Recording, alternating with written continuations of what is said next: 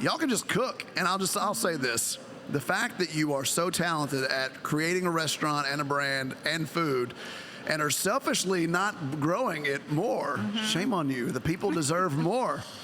It's so good. Well, I'd have to say that I think like a lot of entrepreneurial spirited folks, they probably have these struggles too, but sometimes it's week to week whether or not what we want to do. Sure. Yeah. You know, some weeks I wake up and I'm jazzed. I'm like, we're gonna grow this restaurant group, and then there's some weeks I'm like, we're never doing a concept Not going again. in. Not going in. Never doing it again.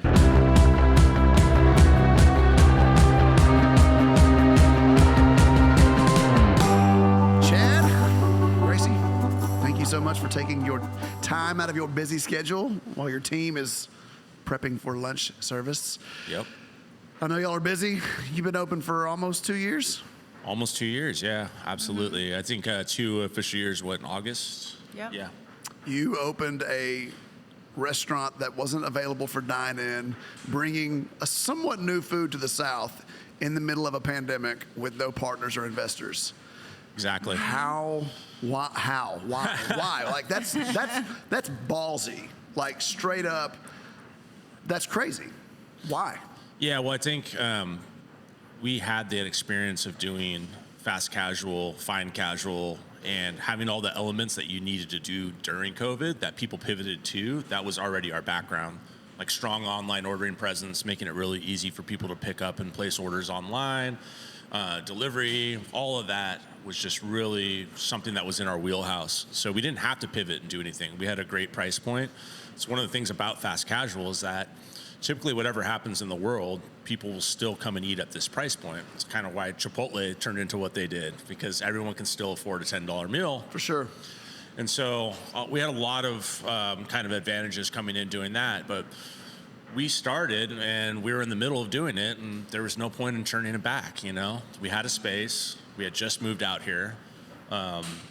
We moved out here a week after the tornado. We literally hit the road when the tornado happened. Gosh. On our little road trip out here to see, the country, but also get out here. And then we got here and 2 weeks later, COVID started and, the shutdown started. And we were in the middle of everything. And actually the timing for us worked out pretty well because we were in like the design and architectural phase at that point and about to start building. And so the timing was actually pretty perfect. Like all those things could still happen. And we didn't have a restaurant ready to be open at that point. But yes, we did open up right in the height of it in the summer and started doing pop-ups and very well received and just kept going. But like you said, I think Vietnamese sandwiches check a lot of boxes, right? Even for folks that are kind of new to Vietnamese food or Asian food, like a lot of folks in Tennessee are. Let's just face it. I mean, it's not a very strong background here. No. Asian food. So, but it's still very familiar with people. It's a great sandwich. Break it down. It doesn't matter what it's called. It's a great sandwich starting off with fresh baked bread, fantastic ingredients. You can hold it and walk with it. It's $10. I can't make it 6 steps without eating the whole thing. Exactly. So it checks a lot of boxes for people. It's recognizable to people. And then also when we were kind of building out the menu and writing the menu, we wanted to add in some of those local buzzwords or touch points and kind of steer the menu in that direction a little bit so that folks were more in tune to what we were putting on the sandwich. Even though it was a banh mi and it was kind of new for a lot of people, that's why we chose to use like Gifford's smoked bologna on it. It's the same meat in tube form that's on every single banh mi. We just decided to use bologna because it's pork in tube form, smoked, and it comes from 2 blocks away. Yep. And it's a well-known name down here, and a lot of people are familiar with bologna. So that's like a simple, just menu engineering thing that we came up with to make sure that it was still recognizable to a lot of folks. Yeah, you got to play to your market, right? Yeah, exactly. You can't throw everything. I mean, everybody knows pork shoulder, Yep.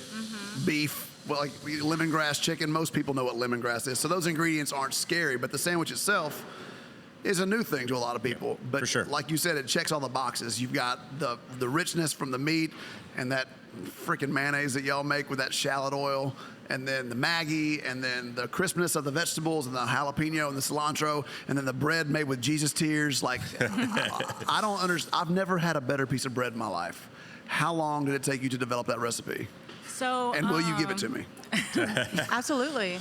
Awesome. So I'm not a bread baker, but I just disagree. love a good challenge. And so I had to learn, well, I taught myself how to make the tartine sourdough breads. Okay. And from there, I knew that I wanted to make a baguette that was half French baguette and half banh mi bread. So I kind of combined the two. And I just been baking at home while we're waiting for this. And to the point where I kind of understood it and I liked it, but not until I actually came here, and probably the first maybe 6 months, where I'd be like, all right, I think I have it down now. And it took my mom to come out here to help me, and she was like YouTubing things for me in Vietnamese and watching all these Vietnamese YouTubes on making breads and helping me out, and it just worked. You've got so many different textures going on with the bread, this soft, fluffy interior, but this like almost glass crackling exterior that just is so, the first bite you're like, what the fuck did I just eat? Like Right. your teeth crunch and then they like, oh, this is amazing. It's fantastic. Thank you. It should be in every town, Yeah, it's phenomenal. everywhere.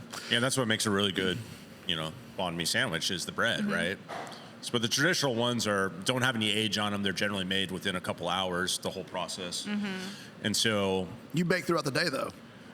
Yeah, we bake throughout the day, but the dough itself starts from 3 days before, so it takes 3 Nice days little to make. fermentation, Yeah. lots of flavor. yeah, get a That's little awesome. age to it. Yeah. Add a little extra sturdiness to it for sure. Takes a lot more planning though as well. Like you can't just be like, oh, we forgot to make dough this morning. Correct. No, we forgot to make dough 3 days ago. Yes. So you're kind of you're stuck in that, but it makes such great bread. Why focus on, with the cost of ingredients, local is usually more expensive. So why did you focus on going Giffords, Bear Creek Farm, Bloomsbury, using the ingredients that are more expensive Right. when your price point is not expensive? Yeah. So Well, yeah. what made you want to stay so hyper local? Well, coming from California, it's kind of like a given that you do that anyways. And so for me, when I do eat Vietnamese food, and this is something like I'm teaching, like my family's like, I want to know where my food comes from, and I can't be eating like a banh mi or a pho, and I don't know what kind of meat they're actually using. So I kind of, if I'm going to eat it, I need to have good quality ingredients. Just not be that way. That you do. Yeah, and I think like you take a bite out of Bear Creek Farm, either beef or pork, and it's like that's the best thing I've ever Yeah. tasted. Yeah, their Like, beef is unreal. Both of them are. I mean, again, coming from a strong culinary background in California, where you have like all the products in the world right at your fingertips, all the artisans, all the farmers, everything about it, and tasting that here and going like, wow, that is seriously some of the best beef and pork we have ever tasted. Same thing with like Bloomsbury too. Is vegetables are phenomenal. We were talking Sure. about it before. It's just phenomenal vegetables. They just taste great. Yeah. Yeah. And so again, part of our model is definitely on the fast casual side. We're somewhat of a volume, operation. And Yeah, so but that's you're where the never not balance is. busy. I can't find a parking spot. Yeah, exactly. And well, thank you. I mean, you only yeah, have I mean- you only have 5. But Yeah. I mean, I'm like down the street 2 blocks, walking through people's yards to get your sandwiches. So Right. So that that's part of it. Is definitely we need to do the numbers, and we do them here, and that's great. So, when you moved here, the one thing that I noticed about y'all is that you were super focused on the community. Like you moved here, and it's almost like you immediately were like raising money for Nashville, which there's a lot of people that have been here their entire lives that don't take part in that kind of action.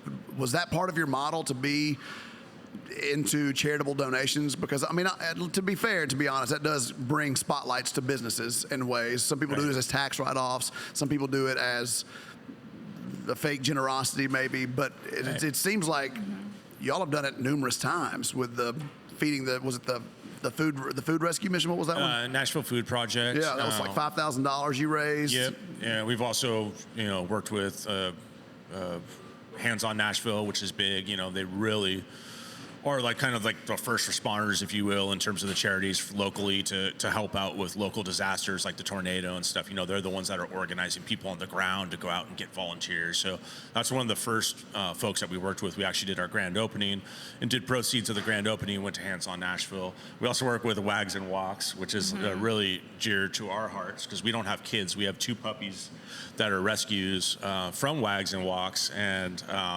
they're our everything. So we like to really give back to the rescue mission here as well for that, and really believe in that. So yeah, it's always been a part of our business. We've always believed in it. Yeah, it's definitely for some people it's a marketing ploy, whatnot. Some people just end up not even paying it, right? It's like, it's really a sad world. But Amber Heard. Yeah. yeah. But I pledged the money. I swear, I pledged the money. exactly, right. But we just believe in it. We believe that if we can give back, we can, and that goes to everybody, the local community, to charities that we believe in, to our team, to all that. So if there's a way that we can kind of give back through the business and personally, we're all for it, and we want to try to do that as much as possible. Yeah. So, well, yeah. I think it works, and I believe that you two are genuine about it. I mean, you came here and immediately you cared, which I think that's why you were embraced so well and so fast. I mean, nice people attract nice things, so y'all got a nice little business going. Well, so thank y'all you. met at a Wolfgang Puck restaurant. Yep. Correct? We're Yep. not going to get into y'all's dating life. Yeah, no, it's boring, believe me. Yeah, no, we met in San Francisco at Postrio, which was a phenomenal restaurant. Mm-hmm. It was around for what, like 20 years, I think, before it closed. Oh, yeah. Oh, it closed? It closed, like many do these days, especially the older ones. But yeah, we met there in 2000, 2001. Mm-hmm. Yeah, it was a phenomenal place. It was really like kind of an incubator for great chefs. A lot of them came out of there. Really, really cool scene. You know, it wasn't really even about Wolfgang. Wolfgang wasn't there that much. It was more about the executive chefs. He was out doing his celebrity chef thing and doing it really well, but he was really great. When he came around, always super respectful, said hello to everybody, talked to everybody, was great. But the real chefs that were running were Mitchell and Steven Rosenthal, and they're fantastic. So we both learned so much there. Yeah. Yeah. Did you learn anything about the business itself while you were there, or just cooking? I mean, because you both did launch your own project with a partner later, which was Asian Box. Yep. And then you grew that to 10 stores. Yep. Mm-hmm. So where did you get the necessary knowledge to go out and do that? I mean, it's not just, people don't just open, some people do. Yeah. Every country artist in Nashville actually open restaurants. Too many people just go and open a restaurant. Yes, but and to do it well is really, really impossible almost. So what gave you the skills to do that? How did you make your first interaction with your partner? How did you do all that without being trained to do so? Yeah, so I think we learned the business side through that whole relationship, quite honestly. You know, we were always just chefs, you know, maybe adhering to a food cost budget here and there, whatnot, as we were running our own restaurants, or running restaurants as executive chefs, working under owners and whatnot. And then we met our old partner and really started learning the business side of it.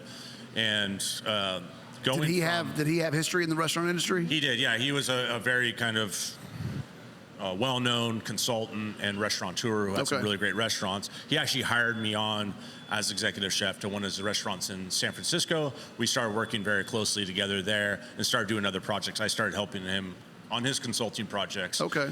And then we started one of the first fast casuals way back in the day. And that was a really cool process to see that. So I started really learning the business side through that. From then on, it was just, hey, we slowly scaled a restaurant that we created from the ground, all three of us together, from 1 unit to 10. And going through that was, wow, I recommend everyone to do that if they have the chance or the opportunity to do that, because we learned so much going through that whole process. You know, that was probably the most, you know, throw any kind of like business school or culinary school or anything out the window. I mean, this is like real life. For sure. Working through it, seeing all the issues, seeing all the great things that happen, a big mix of all of that, and really learning from everything. Most of the menu development, was that you? I mean, where did you find your inspiration? How did you go about figuring out your menu, your recipes? When I started cooking and going to school and all that, I didn't really had the desire to even do like Vietnamese food. And it was back in the day, it was all like, You did a swift 180 to that, didn't you? yeah, and like fine dining, fancy, French, Italian, all that. And then I started working for a Charles Fan at the Slanted Door. And then I was like, oh my God, this is like the food that I grew up eating. And then I started loving it. But, and I think that's where it came from. And I started learning really cooking Vietnamese food. But I remember it kind of brought me back on when I was cooking with my grandmother, and I was actually her sous chef, Yeah. and it just all tied together. So then when we did Asian Box, I kind of put in they had the menu layout, but I kind of put in the ingredients or the food items that really awesome. made sense. And it just worked. That's awesome. Yeah, we kind of worked backwards, to be honest with Yeah. you. We had kind of a template for what we were looking to do in the fast casual world, starting with price and positioning there. And that's what our old partner was really good at, was like creating brands, creating concepts, making them work. Very brilliant on the marketing side of why things should be what they are for that purpose, to really drive sales, but also making a really good sustainable business as well from the inside, and building that out, labor models, food cost models, all that. So we kind of worked backwards, had an idea where we wanted to go. Then we started off first without Gracie, and then made a pitch to her to come and join us, and she came and joined us and started building out the menu around that and into that, and it turned into an awesome concept. So basically, Asian Box still is around today. They're going back into growth, which is amazing. They just opened at the San Francisco International Airport. Wow. Which is That's like amazing. really a big deal there. It's high volume. Yeah, exactly. In the international. Well, San Francisco's got a really big Asian influence already, doesn't it? I mean, it's pretty big. Oh, totally. Yeah. Yeah. Big Asian influence, and also that airport is huge because that's a big entry way into the United States from Asia. Right. It's on the West Coast as well, so it just makes a lot of sense. There's a lot of travelers that come in and out through there, but yeah, so they're doing really phenomenal still, in growth, looking to open more stores. A lot of great things are happening for them. They only lost 2 stores during COVID. 2 out of 10 ain't bad. Yeah, exactly. And then added one back on, added a couple ghost kitchens. So they're back in the game and stronger great. than ever. And we're really proud of what they've done. We don't do anything day to day anymore with them. We consider ourselves friends and family of the business, and we're still very close with a lot of people, including the new CEO, Chuck, who's a really good dear friend. And we talk shop all the time and give them some pointers and some tips and some new ideas for food, and vice versa. I can call up Chuck anytime and ask him a question about, something detailed within the P&L or whatnot, and he's phenomenal at answering it and helping us out too. So we all kind of work together still, which is great. Yeah. What do you think were some of the takeaways from doing that to bringing it here to Nashville that you either said we're definitely not going to do it like that, or we are going to do it like that? Well, that's a great question, because when we did move out here, out of respect for the brand in California, we wanted to do stuff almost completely different. Because we didn't want to leave and be like, okay, we're going to open up this restaurant, albeit it's in Nashville, or all the way to the other side of the country. We still didn't want to use the same buzzwords or terms or anything. So we really pushed ourselves to make it sure it was really, really different. Yeah. But the same in the way. Really great Vietnamese food. That's really approachable to everyone because it's affordable. That was the idea. But going down deep into the menu, if you look around it, we really made sure to make it really different. So that was like the big goal. But yeah. Well, it's good. And so why did you end up walking away from such success in California? Because I think growing a business from its concept to 10 stores, a lot of people would be like, well, this is it. We've made it. We're probably doing okay financially. We've created a brand that people like and love that's going to be sustainable. What made you say, you know what, we're good, we're done, just going to walk away, move to Nashville? Right. Because that can't be an easy decision to make. No, it wasn't. It was easy. Well, Okay, Gracie, your turn. well, so my dad is still in the Bay, so we have some family there. Gracie's brother's in the Bay as well, so we definitely left some family. Some parts of it were really easy, and some parts were hard. The family part was a little hard. Sure. But we just knew it was the right time. We had some kind of personal things that came up and really kind of altered our life, more on my side. But it was just the time to go. Everything was going great with the business. We learned a lot. It was 10 years though. It was 10 years that we worked with this company and grew it, and just felt like time for the next challenge. Time to kind of just change our lives a little bit, try something new. You just want to kind of slow down a little bit? Yeah, a Take little bit. break? Yeah, exactly. We were literally living, and our headquarters were in Silicon Valley, right in Palo Alto, Menlo Park area. So if you can imagine that, it's I crazy. I cannot. Yeah, so that was our world. We were like right in that world. It's not too different for me because I'm born and raised in Mountain View, where Google is now, and the tech world is definitely taken over everywhere there. So it's a different world than when I grew up. But it was just, it was time to kind of get out of that, come down to the South because we just really loved the way of life here, the hospitality that's ingrained in everybody, or Yep. most people. Most people. Yeah, super friendly folks, just a different pace of life. And it's worked out great. We never look back. We talk about it all the time, though. This is the best decision we've ever made. We love it here. Yeah. So what made you want to go from this to launch yet another concept? Because I thought you wanted to slow down. Yeah. And now this sandwich shop is killing it. You're always busy. And now you're like, oh, you know what? I'm a little bored. I'm a little bored being Gracie this will busy. love to answer this question for you because she yells at me all the time about it. Right. So when we did move out here, one thing we promised to each other is we're only going to be one and done. We're never going to have another banh mi shop, no matter what. And that's why we're not going to have a West Side banh mi or anything like that. So, but The people in the West are sad about that, I can tell you. But what we wanted to do was, and also I felt like, the rent is good here. It's not going to be, I'm not paying crazy rent. So when we got the opportunity to do that wash, it was small, it's doable. And for me, if I only had 4 staff and can run it and make profit, I'll be fine. That's why we decided just to do that. But anything bigger or anything more, no.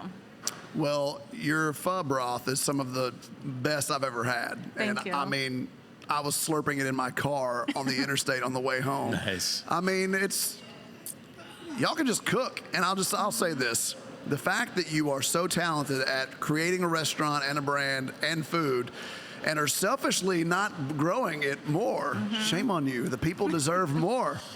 It's so good. Well, I'd have to say that I think like a lot of entrepreneurial spirited folks, they probably have these struggles too, but sometimes it's week to week whether or not what we want to do. Sure. Yeah. Some weeks I wake up and I'm jazzed. I'm like, we're gonna grow this restaurant group, and then there's some weeks I'm like, we're never doing a concept Not going again. Not going in. Never today. doing it again. But that being said, we do love what we do. When we did move out here, the idea was really just to have a really small kind of mom and pop shop where we did enough business to have a sustainable business, could support our team, support ourselves, and just really have fun with it. And it kind of took off by accident. So I can't see it as an accident. so she yells at me all the time about it. And, Yeah. But I think again, just the recognition and the respect we've gotten from our peers here is the most important thing. And of course, to make folks happy in the community is fantastic. So. Yeah. That's the art of hospitality, right? Is to have folks come in here and just serve them great food and be friendly to them and see how much they enjoy it. So that's what drives us. Well, something else that's different about you two is that you are incubators for future talent, and then you let that talent speak for itself. You close your space and let them do pop-ups here to support their own business, which people don't do that. People just don't do that. Most people are self-serving, and y'all are like, hey, we've got this guy, he wants to open a chicken shop. Let's do a pop-up. What's inspired you to be so gracious in that way? Well, I think it's a combination of what we talked about before is like if we can help people and give back, then that's great, because definitely we got a lot of mentorship throughout our careers, and I want to be able to pass that on. But it's also a piece of like the entrepreneurial spirit as well. Is like I love creating brands and concepts and playing with them. I mean, if you open my notebook, I probably have 15 concepts that we could open, next week if we had the cash to do it. That I stay up late sometimes and just create these brand decks, and I love doing it. So there's definitely a piece of that where I have that spirit nonstop, but it's also we want to give back, where we can, and I think that's a really cool way to do it. Is the idea of the incubator program at You Are Here Hospitality, which is our new hospitality group that we're building out. Maybe no, I follow it on Instagram. It's a thing. It depends on the week, but no. Your posting schedule's a little sporadic. Yeah, exactly. Are they a thing? Or are they not a thing? I can't tell. Only time will tell. But no, we're definitely trying to launch the incubator program, which is giving the support and help to folks that are super talented, passionate, love the business, love hospitality, but maybe just don't have the business experience to open a sustainable restaurant. Too often we see great folks out there in the business that have awesome ideas, but they just open up a cool restaurant and don't understand how to run it, or don't understand how to work with investors properly, and they get into these bad deals. We see it all the time with a lot of even our friends, you know? And it kind of just makes me upset. And so what we wanted to do is kind of an untraditional approach to our restaurant group, whereas we work with these folks to open their dream restaurant, but in the end, we don't own it. It's nice theirs. Yeah, so it might piss off some of the other restaurant groups in town. But, who will remain unnamed. Yeah, but no, everyone's got their own model, and it works for everyone. And the restaurant groups around town here are fantastic, and they have really great chef partnerships, and they really take care of their folks, and vice versa. But what we wanted to be even more non-traditional and create that kind of program where, hey, it's their business at the end. We don't need to take a piece of it. Yeah, that's good. I mean, a lot of those deals wind up being, I'm going to own 30% for life. There's no buyout clause. Yeah. It just gets you trapped. I mean, it's your baby. It's your thing. There should always be a way for you to be successful without having a string attached to someone else, I think. Yeah. What's it like working with your spouse? Be honest. Yeah. Well, 10 years ago, it was really, really hard. We just got married, and then we started Asian Box. So that was really hard for the first couple of years. Yeah. And then now it's better. It's easier. It's a lot of fun at times. Yeah. It's also stressful too. Hey, we can't lie. I can't imagine. Yeah. But we do two different things, so. Yeah. Yeah, we really, I think, have a good setup where, Gracie's completely focused on the food side. I'm completely focused on the rest of it, which is the business side, and a lot of the, the rest of it. Yeah. Just the little stuff. But no, we have a really good relationship that way. We really enjoy what we do together. I think we make a really good team, and we have fun now. It did take a while to figure it out. There's got to be a rhythm that you figure out. Yeah. But I think any marriage also needs space and distance. Like you got to have times where. So my grandparents owned a general store for like 55 or 60 years. Wow, yeah. But my grandfather would go into work at like 4:30 in the morning, and he would work until about 10, and then. I remember this very specific. My grandmother would be pulling in, and then he would pull out. Right. Yeah. And they would just intentionally miss each other. Yep. And then he'd go home for 2 or 3 hours, eat lunch, and then he'd come back in around 2 or 3, and then she'd leave, and he'd come home at about 9. But then they connected at dinner time, when they were watching Family Feud or Hee Haw or whatever they were watching at the time. But they worked together, but they needed time away from each other as well. And as I've been home for the last 3 or 4 months staring my wife in the face, she's like, don't you have something to do today? Yeah, exactly. Like, I can make something. I'm going to go get a sandwich in Nashville. I'll be back in 3 hours just to get away, Right. So how do y'all make it work so well? What's the trick? I don't know. I mean, I think we both respect each other's how we rest and relax on the outside too. For example, over the last couple of months, we've both taken kind of separate little trips. You go fishing. Yeah, I go fishing. Yeah. Gracie went to hang out with one of our best friends in Denver. Just for a few days. But I think those things are important For sure. And again, every relationship's different. Every kind of makeup is different between two folks, but I think if you have that understanding of, hey, like I want to go and do this, it makes me happy. She wants to do this, it makes her happy. Then it works together, and then you can have those special time together where you go out and grab dinner together, cook dinner together at home. As long as you have a really good balance like that, Yep. I think it really works. But also at work, we've already said to each other, we're not afraid to call each other out. And then Brandon was like, you need a word. Yeah, so we have a word now. What is it? I forgot what it was. You clearly don't have to use it. No, we have a new one. Yeah, it's called Zero. Yeah, Zero. So we can just always scream that out and then kind You of need the quick one-syllable word. Yeah. Now that I know it, if I'm that's ever true. here and I hear it, I'm gonna be like, I'll just take my sandwich to go. Thank you. She's about to pop. Yeah. So what's the future of You Are Here Hospitality look like right now as you're sitting here? What do you want for it?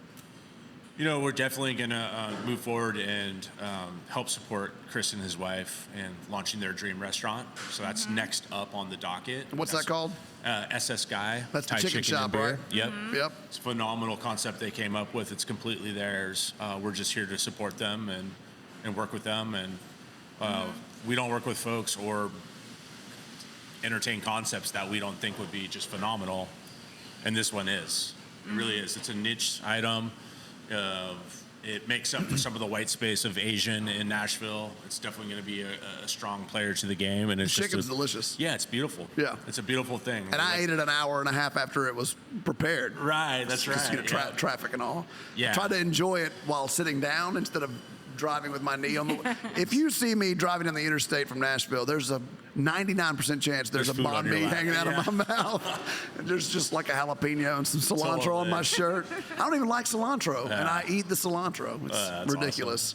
Awesome. So I've just got a few like kind of quick fire questions for the people that feel like, hey, I'm going to open a restaurant because they told me I make good chicken pot pie. Yeah. What are some of the hardest learned lessons that you've had? Well, first of all, if people come to us and say that, like, hey, I'm going to open a restaurant because I do this at home and they don't have experience, I tell them don't do it. Yeah. Seriously. And you're like the Simon Cowell of their life, though. Just they don't just do go, it. Yeah. What?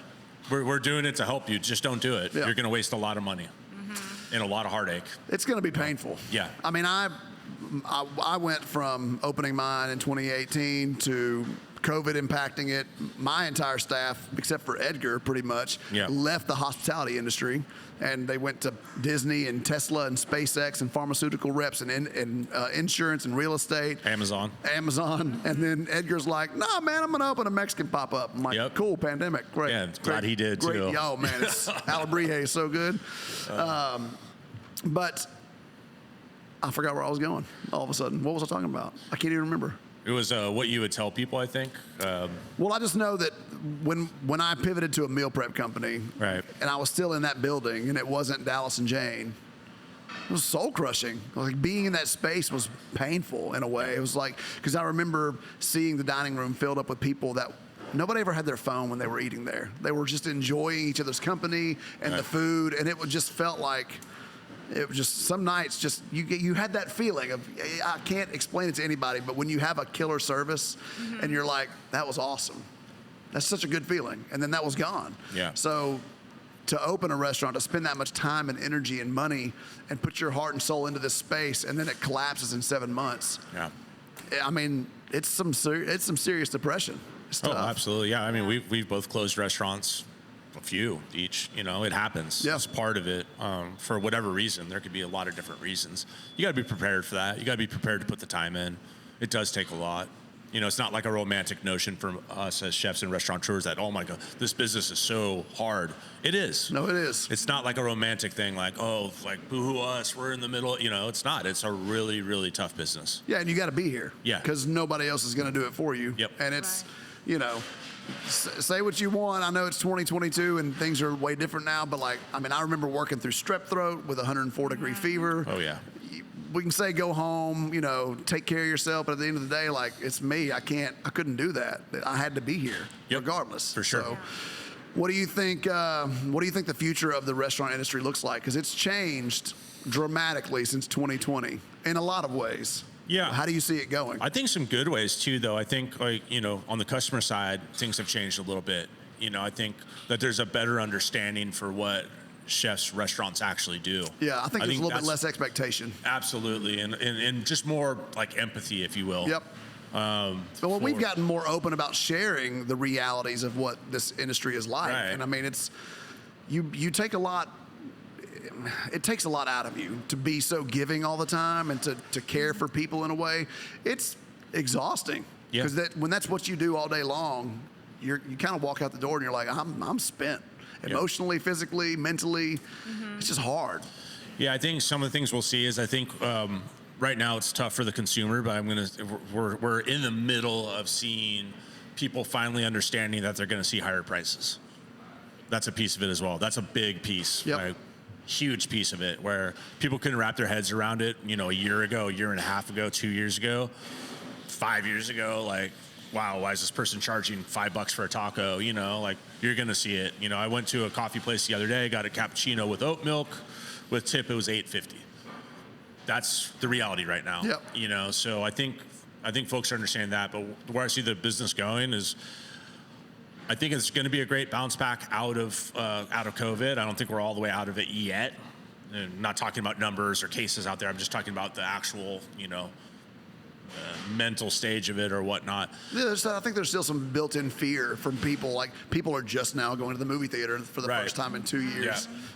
So I think one of the good things from a restaurateur side is that there was a correction. Like, the economy's going through a correction right now. Same thing is happening with restaurants. Like 5 years ago, everyone wanted to get into the business. We were talking about, like, the person, I make great chicken pot pie at home. Boom, I'm going to borrow $250,000 and open a restaurant. Right.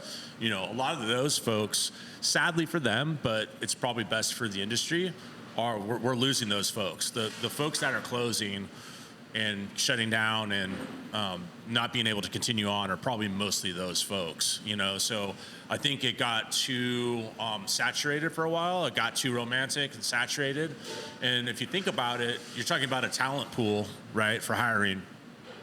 So for the folks that really have their stuff together and have been doing it for a long time and all that, they were dealing with these brand new restaurateurs that were maybe on the short term taking a lot of the employees, right? But they weren't seeing through because these folks that were hiring them that didn't have the experience weren't showing them a good time, obviously, and supporting them and taking care of their employees properly because they were just new to the game.